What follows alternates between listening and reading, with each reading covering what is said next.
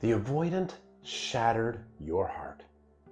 You didn't see this coming. You thought you had a connection and a chemistry that was out of this world. You thought you finally got it right. You thought you met your twin flame. You felt seen, heard, wanted, validated. You felt like you got it right this time. And now it's over. And they gave you little to no explanation as to why the relationship had to end. Just vague excuses.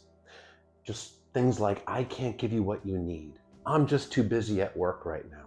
I need time and space to heal. I'm not ready for a relationship right now. Things along those lines. And the harder you pushed for answers, the less they responded, the more they shut down and possibly even ghosted you.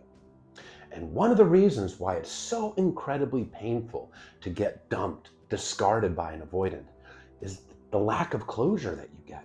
You just want answers from this person. The human mind likes clarity. It likes closure. You just want to have a conversation. You want to understand why they did what they did. And the harder you try to have this conversation, the more they back away and disappear and give you answers like, I don't know. Unfortunately, you're very unlikely to get answers from the avoidant. You're very unlikely to get closure from this person. It is just not gonna happen. The closure has to come from you. And there are reasons why this person cannot and will not give you closure. Avoidance, avoid. This goes back to childhood emotional neglect. This is a person that wasn't given the love, nurturing, and affection the way they needed from their parents or caretakers. In addition to that, their feelings were routinely dismissed, rejected. They weren't able to express their emotions as a child. They were never shown how to process stress, how to process any kind of difficult emotions. They weren't shown. So they had to figure it out on their own. And what they figured out to do is to avoid it, to run from it, suppress it, distract themselves.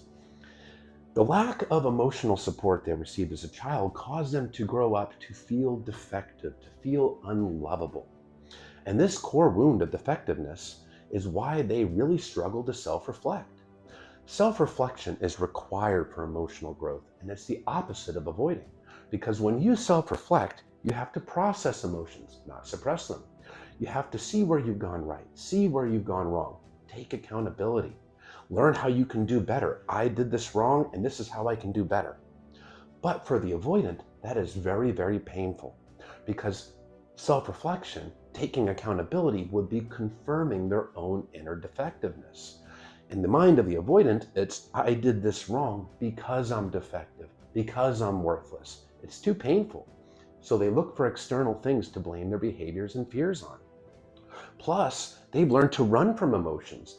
Processing emotions, sitting in emotions, that's not safe. They learned that as a child, so they don't want to go there. But you want answers from this person. But this is a person that operates primarily on fear. Fear is the driving, motivating factor in their behavior. Fear of abandonment, rejection, fear of vulnerability, fear of engulfment, losing themselves in a relationship to somebody who's going to abandon them. But they refuse to reflect on this fear. They don't want to go there. It's scary. So if you have these strong emotions that you act out on, but you refuse to reflect on them, you won't go there, how can you possibly articulate them to somebody else? You can't. You can't explain these deep feelings and fears if you don't self-reflect. And the more you push this person, the more they instinctively avoid. The human mind learns in repetition. The more you repeat something, the more automatic it becomes. So this is a person since childhood that has learned to avoid problems, to not deal with it, to stick their head in the sand like an ostrich. So you're never going to get the closure, because in order for you to get the coherent explanation, in order for you to get the closure that you desire, this person is going to have to do the opposite of what they've been programmed to do their whole lives. They have to do the opposite of avoiding, which is self-reflect and communicate. Those are two things that they have made a lifetime habit of avoiding. So the closure is their behavior. The closure is their lack of accountability. The closure is their lack of communication. The closure is their selfish behavior that did not include any empathy for you. It doesn't mean this is a bad person, but it does mean this is a person that has deep, insecure attachment wounds. And when they're triggered, they think solely of themselves and they don't consider the emotions of their partner. That's because they are emotionally unavailable. They're not able to connect at that deep level, and they're not able to empathize with their partner, especially when they're triggered. That is your closure. They treated you in a way that you would never treat them. They blindsided you or maybe slow faded out on you. You never would have done that to them. You never would have ended the relationship without giving them closure, and you didn't deserve it happening to you. But their behavior, their actions is your closure. Remember, you're in a relationship with someone and how they treat you. It's how they treat you, not their potential.